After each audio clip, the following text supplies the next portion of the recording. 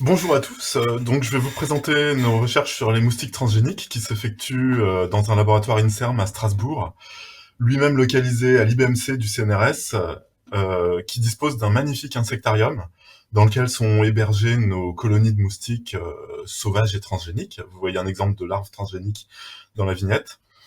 Et avant d'entrer dans le vif du sujet de la présentation dont j'avais communiqué le titre, je vais d'abord vous donner une petite introduction sur les moustiques transgéniques en eux-mêmes.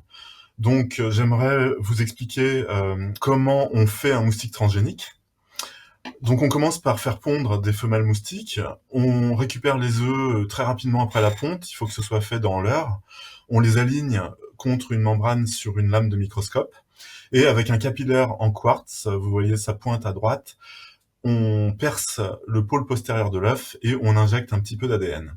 Cet ADN, pour qu'il s'intègre dans le génome du moustique, il faut qu'il ait certaines caractéristiques particulières. On ne peut pas injecter n'importe quel ADN. Et historiquement, on a surtout utilisé des séquences dérivées de transposons naturels. Les transposons sont des gènes égoïstes, un peu l'ancêtre de certains virus, qui codent pour une seule enzyme, la transposase, flanquée par deux séquences que l'enzyme reconnaît et qu'elle va couper du génome, sortir le gène et le réintégrer ailleurs dans le génome. Donc cette transposase, on peut la cloner sur un autre plasmide qui sera le plasmide helper, et les bordures du transposon, on les récupère et on y intègre les transgènes qu'on veut. Donc on injecte à la fois la construction dérivée du transposon avec les limites du transposon et le plasmide helper avec la transposase, et ça va s'intégrer dans le génome du moustique en utilisant la fonction naturelle du transposon. Sur cette base, on a pu dériver d'autres techniques de transgénèse avec l'utilisation de sites de recombinaison ADB, ADP, qui permettent maintenant d'intégrer les transgènes là où c'est déjà intégré un transposon porteur d'un site ATP, donc c'est beaucoup plus dirigé. Et puis plus récemment, dans les dernières années, on a appris à maîtriser le système CRISPR-Cas9, qui nous permet d'ouvrir le génome à l'endroit désiré avec l'endonucléase Cas9, guidée par un ARN guide. Et la coupure du chromosome peut être réparée en intégrant une construction synthétique qui va pouvoir apporter une nouvelle caractéristique au gène cassé par Cas9. Donc on pratique toutes ces différentes variantes de transgénèse chez le moustique. Et à quoi ça va servir tout ça? Donc la première utilisation, raison d'être des moustiques transgéniques, c'est de faciliter la recherche fondamentale. On va notamment pouvoir caractériser des gènes d'intérêt, des gènes de moustiques qui ont été repérés comme potentiellement intéressants. Et si on veut caractériser leur pattern d'expression, on va cloner une GFP. Vous voyez à droite la fluorescence verte typique de la Green Fluorescent Protein de méduse, qu'on a cloné ici sous le contrôle d'un promoteur d'un gène d'intérêt qui s'est avéré être exprimé dans l'avant de l'intestin d'un moustique. Ça, c'est un intestin disséqué. Et de cette façon-là, on peut voir dans quel tissu du moustique s'expriment différents gènes d'intérêt. On peut aussi surexprimer les gènes d'intérêt, par exemple un gène qu'on soupçonne d'être impliqué dans la résistance contre le plasmodium, dans le cas de l'anophèle. Eh bien, on va essayer de le surexprimer pour voir si on obtient des moustiques plus résistants. On peut aussi mutagéniser les gènes d'intérêt avec le système CRISPR-Cas9 et étudier les phénotypes qui en résultent pour mieux comprendre les processus dans lesquels sont impliqués les gènes qui nous intéressent. Et en particulier, ça facilite l'étude de l'interaction des moustiques vecteurs avec les pathogènes, comme le plasmodium. Et pour ça, on a des outils supplémentaires. On peut faire des moustiques qui ont des glandes salivaires rouges fluorescentes. Et si on combine ça avec des parasites comme ceux que vous voyez au niveau oocyste dans l'intestin du moustique à droite, des parasites qui expriment une fluorescence verte, on peut espérer observer in vivo l'invasion des glandes salivaires par des parasites vert fluo, donc des glandes salivaires rouges fluo avec des parasites vert fluo, qui permettront de vraiment mieux appréhender ce qui se passe à l'intérieur du moustique, tous les secrets de l'interaction biologique entre le vecteur et son pathogène. Donc la recherche fondamentale, c'est tout un aspect de nos travaux et l'aspect historique, on va dire. Et les outils qu'on a mis au point nous permettent maintenant d'envisager d'utiliser les moustiques transgéniques également pour la lutte antivectorielle. Donc un pan de recherche complètement différent du précédent. Et quelques exemples. On peut faire lignées de moustiques avec une fluorescence dans les mâles et pas dans les femelles, ou alors inversement avec des femelles plus fluorescentes que les mâles, ce qui nous donne des souches de sexage qui vont faciliter la mise en place de la technique de l'insecte stérile. Je vais vous donner un exemple juste après. Et sur la vignette en bas à droite, ce sont des larves de moustiques transgéniques dont tous les mâles sont fluorescents et toutes les femelles sont non transgéniques, ordinaires. Et ça permet de faire du tri automatique de mâles fluorescents. Il existe aussi des moustiques transgéniques mâles stérilisants, avec un transgène qui va rendre la progéniture non viable. Donc quand ces mâles s'accouplent avec des femelles naturelles, les œufs pondus par les femelles ne vont pas donner de moustiques, donc ça permet de réduire les populations. Je vais revenir un peu là-dessus juste après. Et on peut également envisager de faire des moustiques avec des transgènes qui bloquent le pathogène, que ce soit le plasmodium pour l'anophèle ou alors les virus dengue, Zika, chikungunya pour Aedes, de façon à faire des moustiques en quelque sorte guéris des pathogènes qu'ils nous transmettent pour les empêcher de nous les transmettre. Et de tels transgènes, par contre, vont rapidement disparaître de la population, et pour qu'ils soient, par sélection naturelle, et pour qu'ils soient vraiment utiles, il faudrait pouvoir les forcer à envahir la population de moustiques. Et c'est pourquoi on met au point des systèmes de forçage génétique, gene drive en anglais, sur lesquels je vais revenir beaucoup plus en détail tout à l'heure. Donc, je reviens sur les techniques déjà un peu historiques, déjà classiques d'utilisation de moustiques transgéniques pour la lutte contre les moustiques, notamment la technique de l'insecte stérile. Alors, historiquement, c'est pas vraiment transgénique. On se contente d'élever des grandes quantités de moustiques. On trie les mâles et les femelles au stade nymphe, ce qui est possible chez les Aedes, mais pas chez les anophèles, du fait de la différence de taille des nymphes mâles et des nymphes femelles. On irradie les nymphes mâles et on va relâcher les moustiques qui en résultent sur la zone d'intervention pour stériliser les femelles. Donc les mâles sont truffés leur génome est truffé de mutations induites par l'irradiation et sont donc quasiment stériles. Les moustiques transgéniques peuvent tout de même rendre service pour rendre cette technique plus efficace. C'est ce que je vous montre avec des larves mâles fluorescentes qui permettent de trier dès le premier stade larvaire des très grands nombres de mâles, ce qui permet une énorme économie d'échelle dans l'usine de production de moustiques, en élevant que des mâles et plus des femelles, si on peut faire le tri au niveau larves de premier stade. Donc ça, c'est des techniques qu'on a mis au point l'année dernière, qu'on a publié l'année dernière, et on l'espère, vont faire leur chemin et être adoptés par les opérateurs de la technique de l'insecte stérile, pour peu que les moustiques transgéniques soient un jour socialement acceptés par la population. Autre exemple de moustiques transgéniques classiques, ceux de la compagnie Oxitec, dont vous avez peut-être entendu parler parce que de temps en temps, ils défrayent la chronique, surtout en Amérique. C'est un moustique transgénique dont le transgène est létal, donc les moustiques théoriquement ne devraient pas survivre, sauf en présence d'un antidote qui est l'antibiotique bien connu, la tétracycline. Donc on fait pousser les moustiques dans de l'eau contenant de la tétracycline, tout va bien.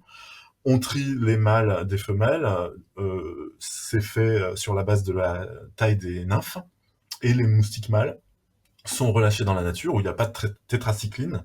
Ils vont s'accoupler avec des femelles ordinaires, et la progéniture de ces femelles, en l'absence de tétracycline, va mourir. Donc tout ça, c'est des techniques de suppression de population.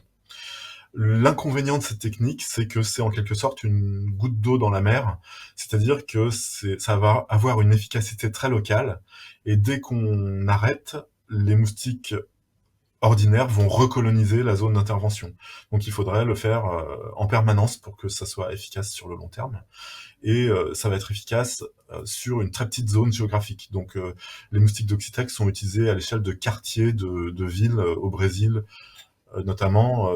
Donc ça concerne 100 à 300 000 habitants pour réduire la prévalence d'Aedes aegypti et donc on espère la dengue, le Zika et le chikungunya. Mais des techniques donc très limitées. Et pour rendre les techniques transgéniques plus efficaces, il y a maintenant le système CRISPR-Cas9. Et maintenant, je vais vous parler de techniques qui ne sont pas encore déployées sur le terrain, mais uniquement en développement, dans notre laboratoire et dans beaucoup d'autres laboratoires sur la planète. Et quelques exemples de ce qu'on peut faire avec le système CRISPR-Cas9 dans les moustiques, c'est les Wild-linked editors, qui sont le système CRISPR-Cas9 embarqué sur des chromosomes Y, dont l'effet va être de stériliser les filles de ces mâles transgéniques.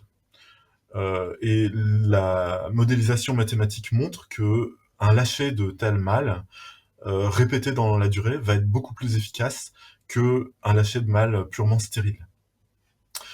Ensuite, je vais vous parler de forçage génétique.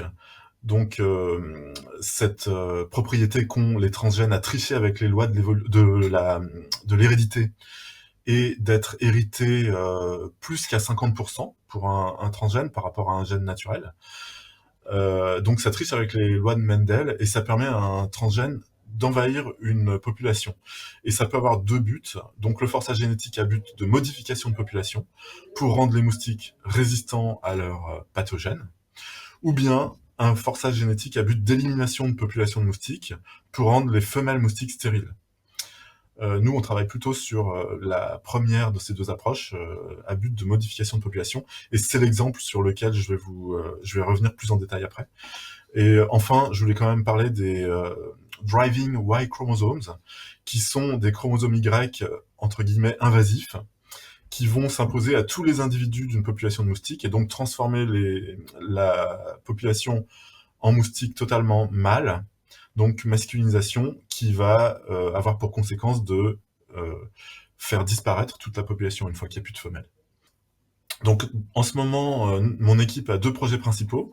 L'une d'elles concerne justement ces moustiques masculinisants. On a déjà manipulé le génome du moustique tigre pour faire des souches de sexage pour la technique de l'insecte stérile, ce qui nous donne des mâles fluorescents qu'on peut irradier pour les rendre stériles. Et pour aller plus loin, on voudrait augmenter les constructions transgéniques déjà présentes dans ces mâles pour les rendre masculinisants. C'est-à-dire que le gène de la masculinité chez le moustique tigre, on peut lui conférer un caractère de forçage génétique pour qu'il soit passé également aux femelles, qui vont donc devenir des mâles fonctionnels. Et on espère ainsi masculiniser toute la population de moustiques tigres. Donc ça, c'est un projet ANR qui vient de démarrer. Et résultat potentiel d'ici 3 ans, j'espère. Et l'autre projet sur lequel je vais maintenant discuter en détail, c'est la modification des anophèles pour les rendre résistantes au paludisme. Donc c'était le titre que j'avais annoncé pour cette présentation. Et la question qui se pose quand on veut faire des moustiques résistants au paludisme, c'est quel facteur antiparasitaire va-t-on adopter pour en faire un transgène, et comment le pousser à envahir une population complète d'anophèles. Donc pour la première chose, je vais aller vite, on a choisi le facteur antiparasitaire qui s'appelle 2A10, qui est un anticorps monoclonal découvert dans les années 80, et qui cible les répétitions de la protéine de sporozoïte de Plasmodium falciparum. Ce mini-anticorps, single chain antibody, cet anticorps, on peut en faire une version réduite qui s'appelle une single chain antibody. Et on a montré dans des moustiques transgéniques que ça réduit fortement l'infectivité des sporozoïtes. Et pour le faire exprimer par le moustique, on a choisi un gène qui s'appelle la lipophorine. Cette lipophorine, c'est un gène de moustique particulièrement intéressant parce que il code pour une protéine abondante sécrétée dans l'hémolymphe. Donc on a pensé que si on co-exprimait le gène antiplasmodium avec la lipophorine, le gène antiplasmodium serait exprimé à un niveau élevé. Ensuite, la lipophorine, c'est une protéine essentielle. Donc si on modifie la lipophorine en lui ajoutant le transgène, les moustiques vont avoir du mal à s'en débarrasser parce que ils ont besoin de cette lipophorine pour leur physiologie, la reproduction, le vol. C'est un transporteur de lipides absolument essentiel pour tout un tas de processus physiologiques. Ensuite, la lipophorine, elle possède un signal de sécrétion dans sa séquence protéique qu'on va pouvoir détourner pour sécréter l'anticorps en même temps que la lipophorine. Et elle possède aussi un site de clivage pour assurer sa maturation dans l'appareil de Golgi pendant la sécrétion. Et ce site de clivage, on va le dupliquer au niveau entre la lipophorine et l'anticorps pour séparer les différents éléments de notre polyprotéine. Et en plus, cerise sur le gâteau, le gène de la lipophorine dispose d'un intron bien placé où on peut insérer un marqueur fluorescent pour identifier les moustiques transgéniques. Donc ici, je vous montre un diagramme du gène de la lipophorine sur le chromosome 2 de l'anophèle. Et avec le système CRISPR-Cas9, on a intégré dans ce gène un peptide signal recodé par rapport au peptide signal naturel de la lipophorine, plus le mini-anticorps de ZA10. Ensuite vient l'intron, dans lequel on a ajouté le marqueur fluorescent, qui est un gène indépendamment exprimé par rapport à la lipophorine. Lui, il est exprimé dans le système nerveux, tandis que la lipophorine est exprimée dans le corps gras des moustiques, donc ça n'interfère pas. Et donc, on récupère une lipophorine fonctionnelle dans laquelle il y a maintenant en plus le mini-anticorps. Les moustiques ont le cerveau vert fluorescent ainsi que les papilles anales. Donc là, on repère facilement les larves transgéniques.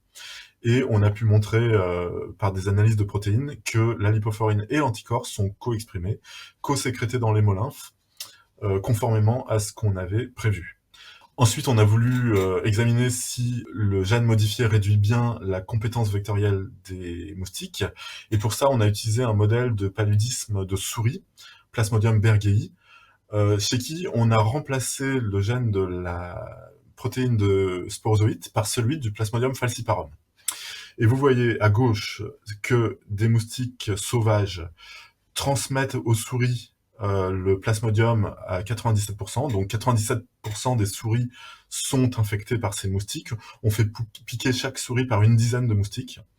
Et si les souris sont piquées par des moustiques transgéniques, on n'a plus que 30% à peu près de souris qui sont infectées en vert. C'est vrai aussi quand le transgène est présent à l'état hétérozygote, donc il marche très bien, il est dominant. Et dans la partie droite des diagrammes, vous voyez que si on utilise un Plasmodium berghei ordinaire, donc sans la protéine de sporozoïde de falciparum, ça ne marche pas. Cette fois, les moustiques transgéniques sont parfaitement capables de transmettre le Plasmodium dont la protéine de sporozoïde n'est pas reconnue par l'anticorps. Donc on montre que ces moustiques transgéniques, leur phénotype est vraiment dû à l'anticorps anti-falciparum.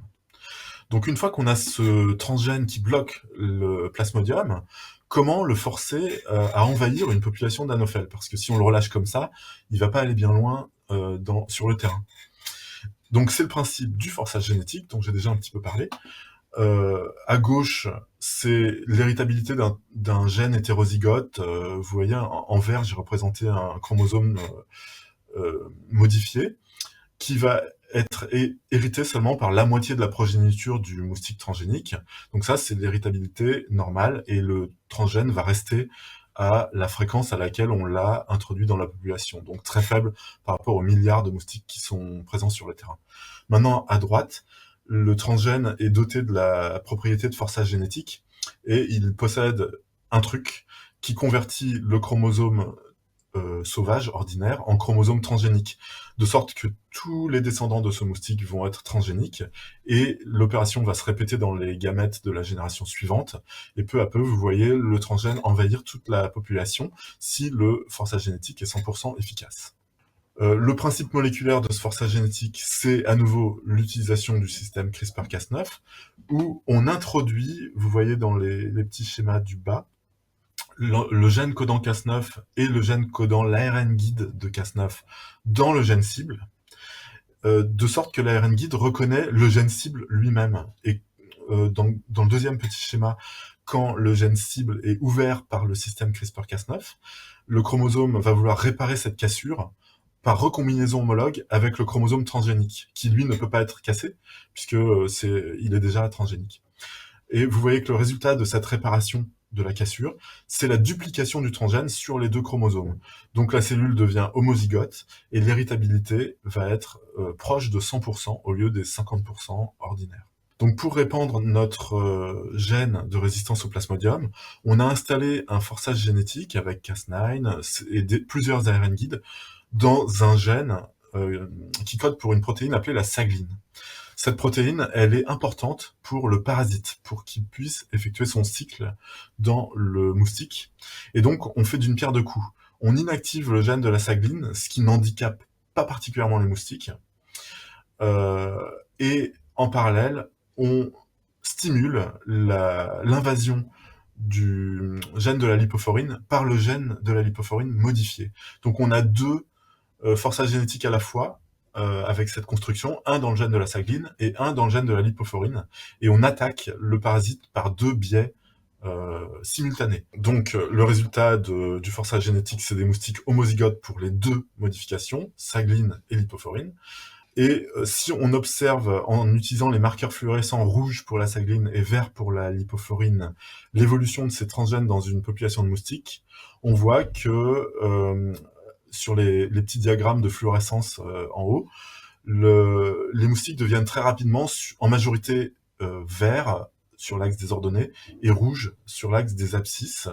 Et au bout de quelques générations, les moustiques sont tous verts et en majorité rouges. Donc les 2 transgènes ont bien envahi la population sous l'action du forçage génétique, à l'exception de quelques individus qui résistent parce qu'ils ont développé des mutations dans le gène de la sagline, qui sont elles-mêmes probablement euh, propres à diminuer la compétence vectorielle des moustiques. Donc le comportement de ce forçage génétique, c'est un forçage génétique double qui va attaquer le parasite par un anticorps et en le privant d'une protéine de moustique importante pour son développement. On a observé que la compétence vectorielle de ces moustiques est réduite même 20 générations après la transgénèse initiale, et les moustiques ne transmettent plus qu'à 30% le paludisme à des souris. Malheureusement, la construction qui est dans la sagline est légèrement instable avec perte d'unité d'expression de gRNA, enfin d'ARN guide, ce qui fait qu'au fil du temps, le système va s'auto-détruire. Et quelque part, ça peut être vu comme désirable qu'il y ait une forme de réversibilité dans l'intervention, avec retour à l'état initial du génotype des moustiques sauvages, après une intervention qu'on pourra prolonger aussi longtemps que le paludisme sera présent, on espère, jusqu'à disparition du paludisme. Et là, on peut laisser les mutations prendre le dessus et le génome des moustiques revenir à son état initial. Du moins, c'est ce qu'on peut imaginer. Après, il faut faire des expériences de laboratoire et de modélisation pour vérifier que ça se passerait vraiment comme ça sur le terrain. Il y a encore beaucoup d'incertitudes sur le forçage génétique. Et on est en train d'optimiser ces constructions pour les rendre plus durables dans le temps. Voilà, je crois que j'ai déjà dépassé mon temps et je vous remercie pour votre attention et je remercie toutes les personnes qui ont été impliquées dans ces projets de transgenèse. Et je vous laisse avec ce petit résumé graphique de ce que je vous ai présenté, des particules de lipophorine qui sont co-exprimées avec des anticorps, des transgènes qu'on peut introduire dans la population de moustiques et qui vont convertir peu à peu cette population en moustiques plus réfractaires au paludisme. Je vous remercie. On a 10 petites minutes, 7 petites minutes pour te poser des questions. Si certains parmi les participants n'ont pas le temps de poser leurs questions, il y aura une table ronde ensuite. Donc, vous gardez ça sur un bout de papier et on y reviendra. Donc, alors c'est un peu compliqué parce que je suis loin, et toi aussi d'ailleurs. Donc, il est possible qu'il y ait des questions sur YouTube ou il peut y avoir déjà des premières questions dans la salle. Donc, est-ce que dans la salle, il y a des questions ou des remarques? Oui, je vois que le micro va se déplacer. Oui, j'ai une question, vous m'entendez? Oui, éventuellement, présentez-vous si c'est Oui, possible. donc Gilles Raguin, membre du directoire de l'IMEA, mais clinicien, d'où ma question. Finalement, les acteurs de santé publique, notamment les médecins de santé publique, ils ont, dans des situations épidémiques compliquées, besoin de solutions relativement rapides. Alors, Éric Marois a évoqué des interventions de santé publique sur des quartiers brésiliens. Je voulais poser la question de la temporalité, c'est-à-dire si on fait des lâchers de moustiques modifiés ou forcés, peu importe le système, quels sont les délais d'intervention pour avoir un effet significatif à l'échelon populationnel, même éventuellement à l'échelon d'un quartier? Merci. Alors, dans le cas de la technique de l'insecte stérile ou de la technique Riddle de la compagnie Oxitec, on a des diminutions de population qui arrivent au bout de 2-3 mois, on va dire. Donc, c'est pas immédiat, mais ça correspond quand même à... C'est-à-dire qu'il faut les planifier, ces interventions, en début de saison d'épidémie et essayer de cibler des moments où la population de moustiques va être faible, parce que c'est des interventions qui sont d'autant plus efficaces qu'il y a peu de moustiques. Donc, dans les endroits où la dynamique des populations de moustiques fluctue, il faut bien calculer son coût pour intervenir au bon moment. Et là, c'est plus de la prévention que de la guérison. Il vaut mieux prévenir que guérir. Mais effectivement, ces techniques doivent être complémentées avec de la surveillance épidémiologique qui permet de traiter les malades quand ils arrivent. On est moins dans la réponse à une crise sanitaire que dans la prévention. Et pour ce qui est du forçage génétique, on est encore sur des temps beaucoup plus longs parce que là, c'est des projets qui visent à réduire durablement la prévalence de maladies comme le paludisme, mais on va espérer avoir un effet au bout de 1 an, 2 ans, 3 ans. Donc, ce n'est pas une réponse à une crise sanitaire immédiate. Merci beaucoup, Eric. Je pense que tu as parfaitement répondu. Il y a l'urgence et ensuite il y a le long terme, le moyen terme. Je ne vois pas de questions sur YouTube. Il y en a peut-être, mais je les vois pas. Est-ce qu'il y a d'autres questions dans la salle? Oui, donc Karine Hubert. Je voulais savoir, quand vous avez fait vos essais de forçage génétique là, sur les différentes populations, c'était des populations de quelle taille et dans quel type d'environnement? Est-ce que c'était juste en cage ou est-ce que c'était sur le terrain ou dans du field ou du semi-field? Non, on est encore dans la préhistoire hein, du développement du forçage génétique et toutes ces expériences sont faites en cage dans des conditions d'insectarium. Donc la prochaine étape, ce serait de le faire en semi-field ou dans des grandes cages, dans des infrastructures qui permettent de reconstituer l'environnement. Et donc là, c'était dans des cages de moustiques avec des générations donc séparées. Il n'y a pas d'overlap entre les générations, en gardant entre 300 et 800 moustiques par cage, et en introduisant des fréquences du transgène de l'ordre de entre 10 et 25% initialement.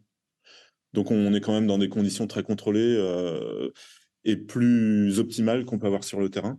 Après, l'espoir avec le forçage génétique, c'est qu'il suffise d'un lâcher très très faible en proportion allélique pour avoir une augmentation très rapide de fréquence et quand même sur le terrain, avoir un effet exponentiel assez rapide de la propagation du transgène. Mais ça reste très théorique et donc effectivement à tester encore en conditions plus proches du terrain. Merci, Eric. On va juste prendre une dernière question si on a une, ou sinon j'en pose une moi-même. C'est chaude, mais sinon je la garderai pour la table ronde. Juste, Est-ce qu'il y a des questions oui, François Simon, je voudrais Oui. savoir la question, est-ce que ces techniques de forçage génétique sont, ou de modélisation avec les anticorps anti-sporozoïdes dans le cas présent, est-ce que ça peut être applicable également à toutes les espèces? Je pensais notamment, vous présentez les Anopheles, mais est-ce que pour les Aedes, Aegypti ou Albopictus, est-ce que c'est applicable? Est-ce que c'est déclinable pour tous? Et éventuellement le même système avec anticorps pour des antivirales, par exemple? Ben, il y a des labos qui essayent de trouver des stratégies similaires pour lutter contre la dengue, le Zika, le chikungunya, mais c'est quand même des stratégies très très spécifiques. Donc il va falloir développer au cas par cas pour un pathogène donné une stratégie avec par exemple un anticorps donné. Et les anticorps, comme vous le savez, sont extrêmement spécifiques. Donc d'un côté, c'est un inconvénient parce qu'il va falloir développer tout un projet pour attaquer chaque parasite pathogène. Et d'un autre côté, c'est aussi un avantage parce que les effets collatéraux, les effets non prévus sont minimisés. Plus le facteur est spécifique, moins il devrait y avoir d'effets imprévus sur d'autres micro-organismes qui peuvent participer à la régulation des populations, par exemple. Et notamment dans le cas des Aedes, si on opte pour une stratégie antivirale généralisée, un des risques, c'est que les Aedes deviennent résistants à tous les virus, y compris des virus non pathogènes pour l'homme, mais qui participent à réguler les populations d'Aedes dans la nature. Donc on ne veut pas créer non plus un moustique qui soit un super moustique résistant à toutes les maladies. Donc, il y a une balance à trouver entre le degré de spécificité et la réduction des risques d'effets collatéraux. Merci beaucoup Eric, surtout pour les dernières remarques, la place des moustiques dans un écosystème. On oublie souvent que les agents infectieux font partie de la biodiversité, les moustiques font partie de la biodiversité et ils peuvent servir aussi à réguler, et les virus d'insectes peuvent aussi servir à réguler les populations d'insectes. Et Bon, j'ai pas eu le temps d'entrer dans non, c'est pas les le considérations sujet aujourd'hui, mais écologiques aussi, puisque les anophèles font partie d'une chaîne alimentaire, évidemment, très complexe. Et là, on peut se poser la question de choisir entre des interventions de forçage génétique qui visent à supprimer les populations, voire éradiquer une espèce, ou à les modifier, comme ce que j'ai montré. Et là, c'est tout un débat en ce moment. Moi, en première intention, j'opterais plutôt pour la modification, les empêcher de nous nuire, pour ne pas prendre le risque de bouleverser un écosystème avec des répercussions inimaginables à long terme, y compris pour l'homme.